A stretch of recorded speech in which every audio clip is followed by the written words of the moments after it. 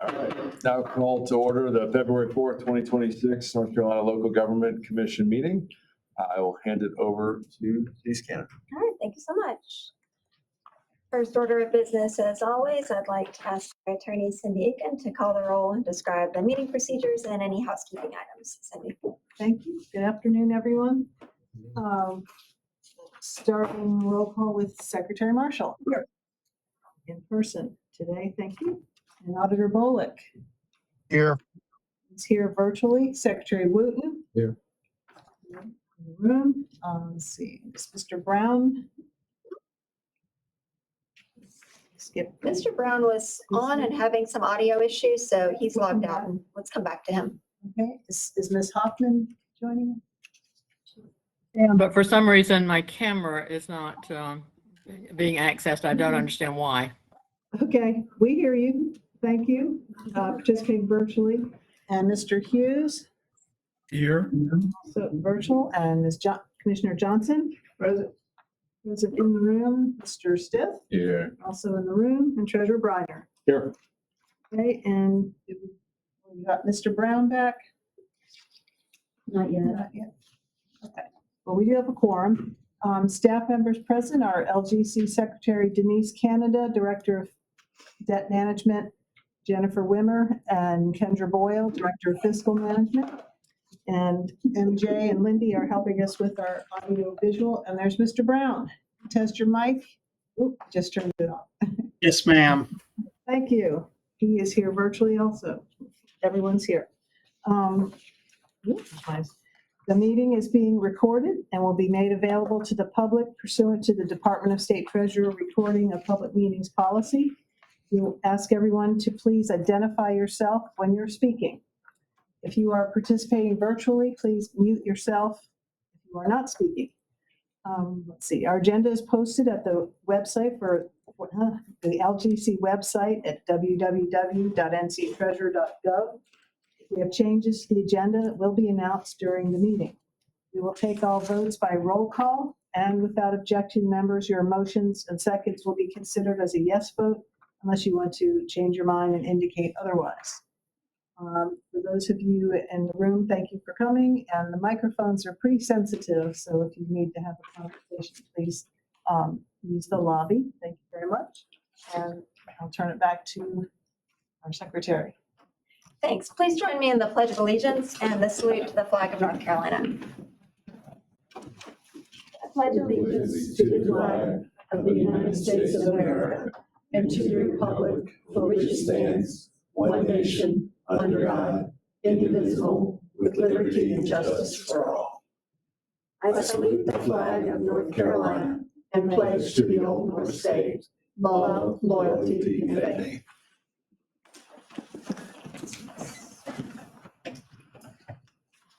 Thank you. Now let's review the conflict of interest policy. Please take a moment, members, to review the agenda. Commission members are reminded of your duty to avoid conflicts of interest. Does any member have an actual or potential conflict of interest with respect to any matter on the agenda?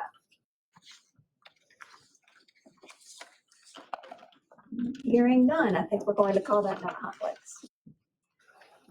Next item up, approval of the minutes from the January 6th, 2026 meeting. So looking for a motion to approve, and then we'll have any discussion we need on. Motion to approve. Motion to approve. Second. Thank you, Mr. Stiff. Ms. Hoffman? Secretary Marshall? Any Yes. questions or discussion about the second, third, all around? Any questions about the minutes or discussion? Hearing none. Cindy, would you call the roll?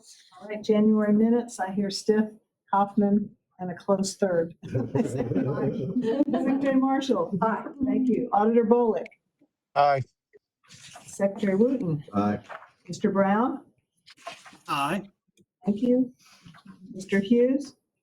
Aye. Thank you. Commissioner Johnson? Aye. And Treasurer Briner? Aye. Thank you very much. Motion carries.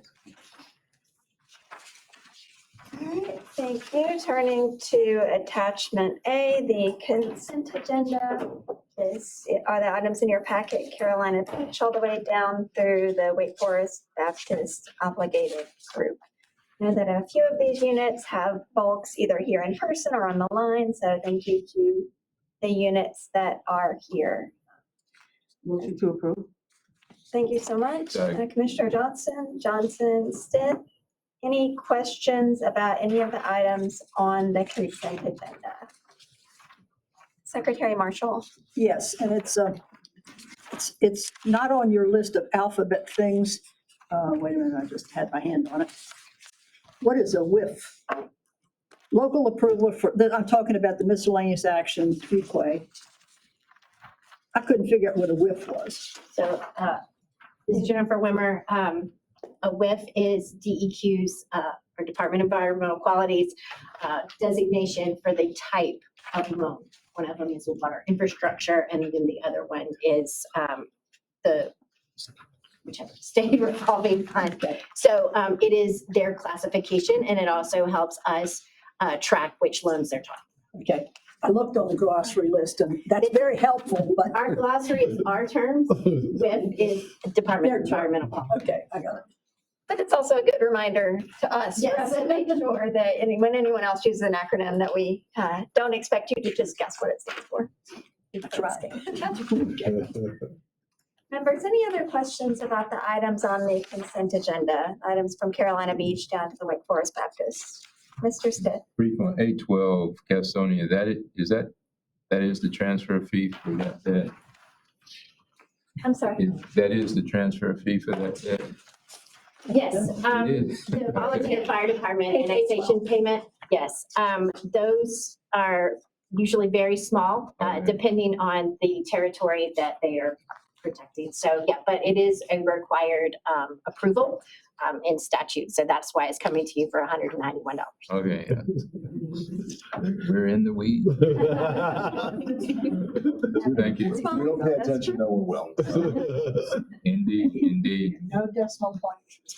I was like, it's kind of. Maybe a small technical question on the Raleigh limited obligation bonds. This is a refinancing.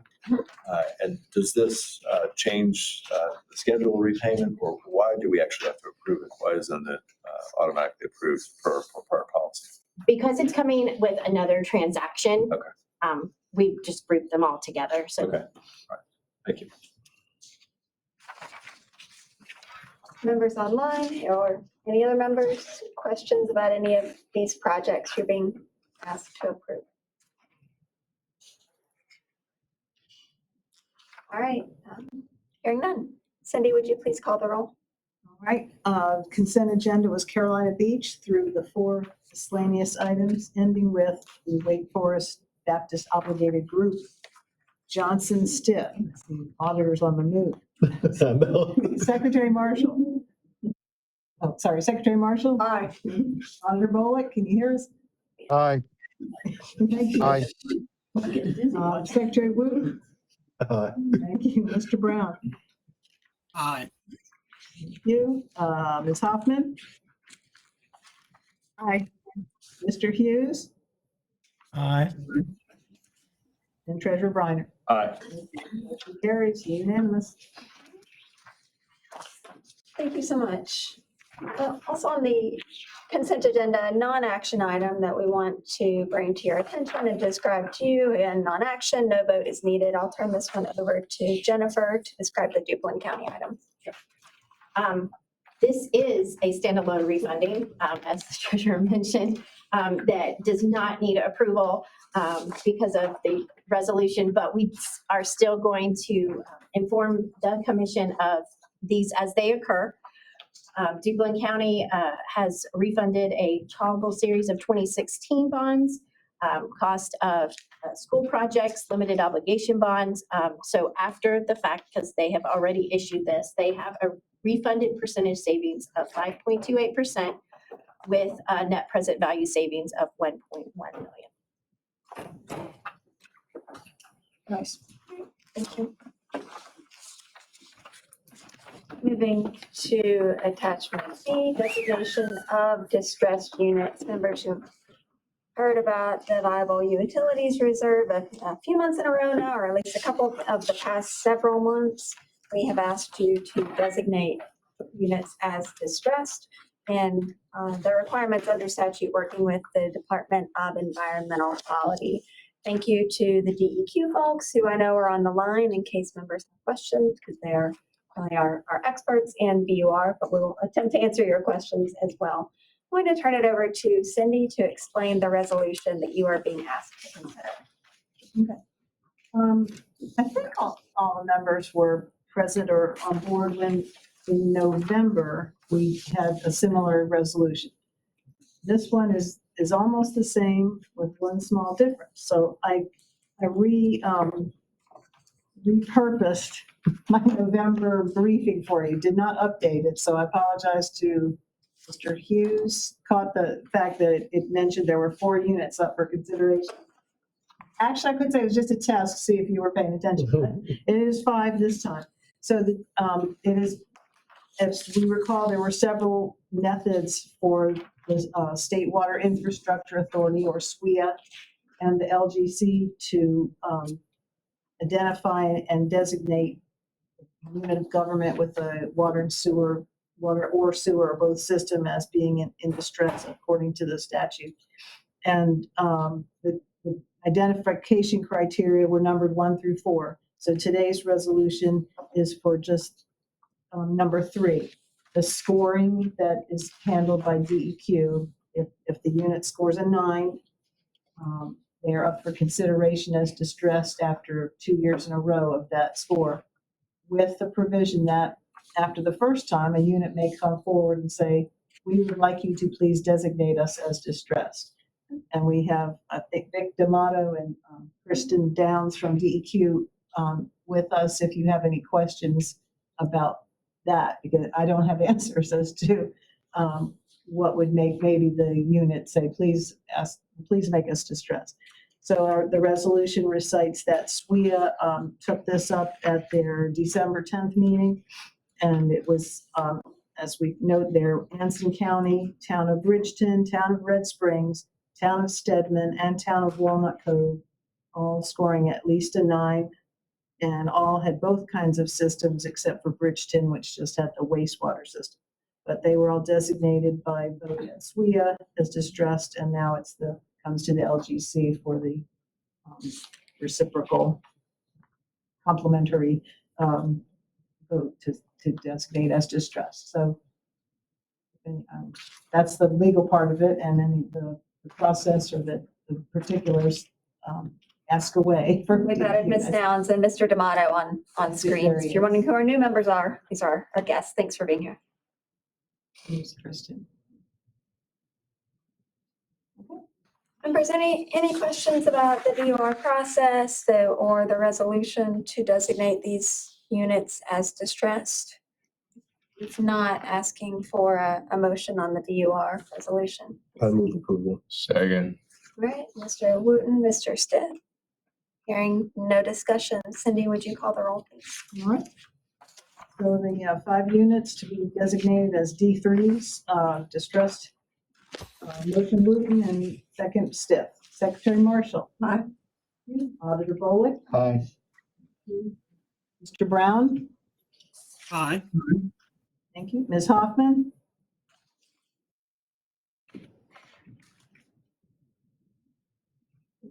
Ms. Hoffman, still there? You can come back. He needs to unmute himself. Okay. Oh, I'm sorry, aye. Okay, no problem. Thank you. Mr. Hughes Aye. and Commissioner Johnson. Aye. And Treasurer Briner. Aye. Thank you. Motion carried.